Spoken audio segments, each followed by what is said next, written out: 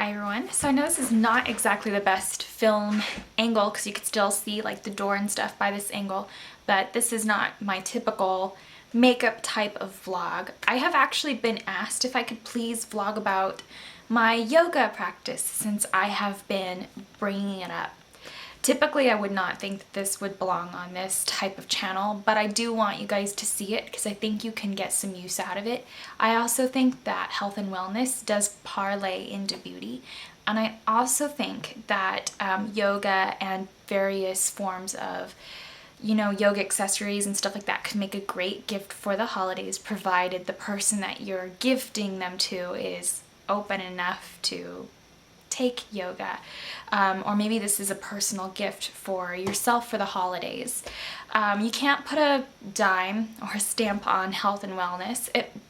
Also, yoga might just very well be the most affordable form of health and wellness because it helps give you the tools you need in life, helps give you the tools to sort of fix yourself. Not trying to put down Western medication, but I like the idea more of fixing yourself from within, physically, mentally. There's just so many benefits you can get with yoga, so we'll begin the vlog. The first thing to assess is fitting yoga into your schedule.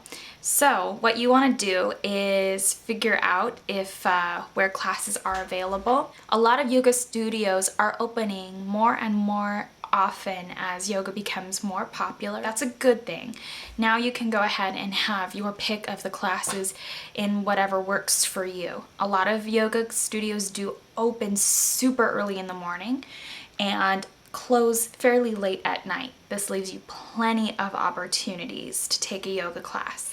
Yoga class price points may vary, and there's also class packages. You divide that up, that's not a ton of money.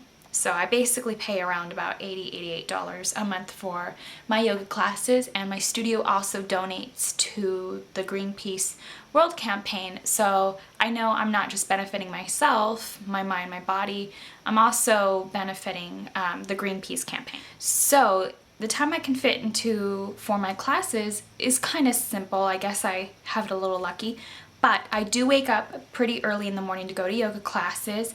I wake up at 7 a.m. My yoga classes generally start around 8:30 and drive into another city because that's the place where I want to take yoga classes. You don't necessarily have to do this. Many places will advise you to pick a yoga studio in your area. Or right in your area. It doesn't necessarily take me 30 minutes to drive. Sometimes I can get stuck in bad traffic. Sometimes there's parents that are crazy and driving their kids to school. It should only take me about 15 minutes if traffic is good, but I usually like to leave a bit of time. So I know I'm not going to be showing up late to my yoga classes because I know yoga instructors don't appreciate it. Some of them don't like it to the point where you're going to be closed out of the class if you show up late, which is why it's important for me to show up early. They don't want to disturb the other class members, people in the class, so it's pretty much a no-go showing up late. It's also just very rude. I know, if you paid for it, you should be allowed to do what you want, but you also have to consider other people paid for it as well. Pick your studio and your teachers that are right for you.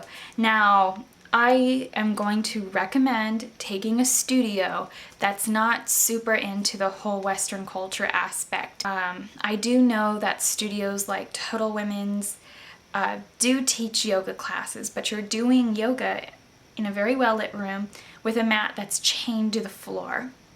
I don't feel that taking it at like a very well-known gym is going to give you what you truly could. People sometimes just go for the physical elements of yoga or just to become more flexible. They want to give it a try.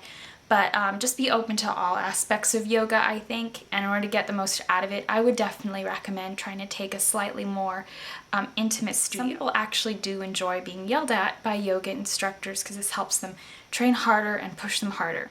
So be it. There are yoga instructors willing to do that. If you feel you need to relax more, I would try out a few yoga places.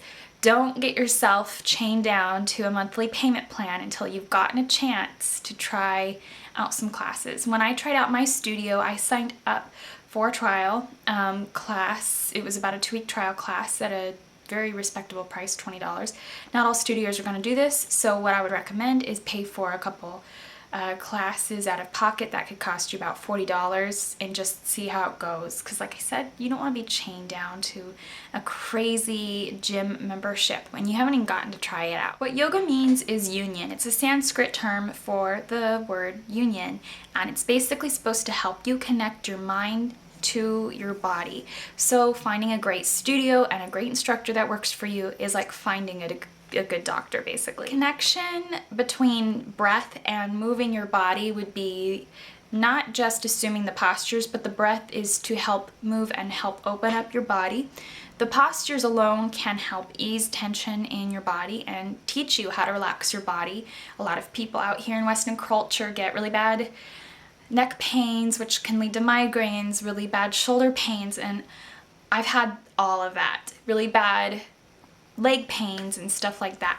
So what Hatha can help teach you is to just kind of let go of all of that. Your breath is used as a cleansing tool, which does make your body more flexible. Out here in Western culture, we do forget to breathe. We forget that that's an option. Oftentimes, if you're breathing in Western society, you're told that you're hyperventilating, or that you're out of breath. You know, I've heard that so many times. Calm down, don't breathe so hard. What? Like, no, absolutely not. In Eastern culture, breathing is a good thing, and it literally helps cleanse your body. For beginners, I don't recommend sitting at home with a DVD and a mat, especially because if you aren't assuming the poses correctly, you can injure yourself. Or just make yourself more sore than necessary. So I would definitely recommend, especially in the beginning, going to a class so that you can get one-on-one pointers. Now, if you're afraid of people, you're afraid of your bottom being in the air, you're afraid of that you might pass gas or whatever it is, because I know that these are legitimate fears and reasons people don't want to take yoga, you can sign up for individual one-on-one. If you choose to take a public class, it's a great way to meet people, it's a great way to make friends. Nobody cares about anybody else. That's not why they're there. They're there to attune their own bodies. So just go, just relax and get over your fear of putting your butt in. Part of yoga is letting go of fears and anxieties. So we're taught in society that we do hold all these things in our bodies. Fears are primarily held in our kidneys, which can cause a lot of horrible unnecessary tension in our stomachs. So the best way to get over those things is to hold poses you think that you can't hold, is to go to class in the first place. I do recommend going to public classes because it's a great way to make friendships, talk to instructors, ask questions. Somebody might have the same question you have. It's a great way to kind of get pointers and tips. For me personally, downward dog was the hardest position for me to get right because I'm kind of long and linky.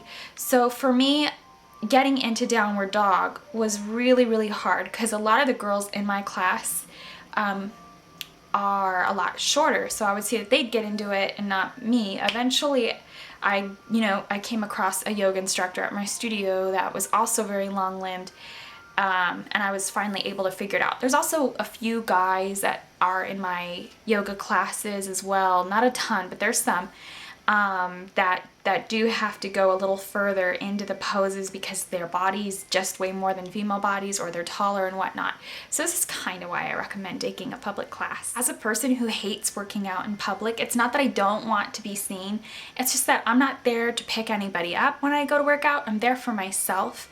And what I do like about yoga is that it is a place where peace is peace. People go there because they need peace, and people often are told that they have to respect that. It's not, I mean, you could socialize before and after, but usually if somebody feels kind of closed off, like they don't want to socialize, people are pretty respectable about that. I know somebody's probably going to say, well, everybody who goes to yoga is probably a vegan, vegetarian, or you could find them very, very well relatable. To be honest, I can tell that I'm one of the if not the only vegan in the classes that I have attended so far. Not even the owners of the studio are vegan. They do often, I could tell that owners do go to health food markets, but they had this plate of Christmas cookies out and they were basic sugar cookies. So, like I said, they might be into the idea of like healthy food, but just because, you know, not everybody's gonna be like you in the class, but that's great because nobody's gonna be like you, you know, everybody's individual. So I still have a great time at the classes regardless, and I just find it fun to go, and you know, you don't have to necessarily talk about the poses, but it's interesting to see what everybody's lifestyles are like, what brought them to yoga while they're taking yoga. Some people, when I'm at these yoga studios, have like the worst, most heinous, stressful jobs, and they'll talk about it a little bit and tell you, you know, that's what obviously brought them to yoga, and it's interesting. So I do recommend public classes. Now you want to know what kind of styles of classes that you can go to. Well, there's Ashtanga, which helps build strength and flexibility. And then there's Jivamukti, which helps you build, you know, flexibility, but it's also good for your mind, and it involves meditation with a physical class. Bikram is super popular amongst celebrities like Lady Gaga, Jennifer Aniston, to name a couple, Madonna. So that's something that you can take as well. It's practiced in 105-degree rooms. You do get a lot out of Bikram if you're interested. Extreme flexibility, as well as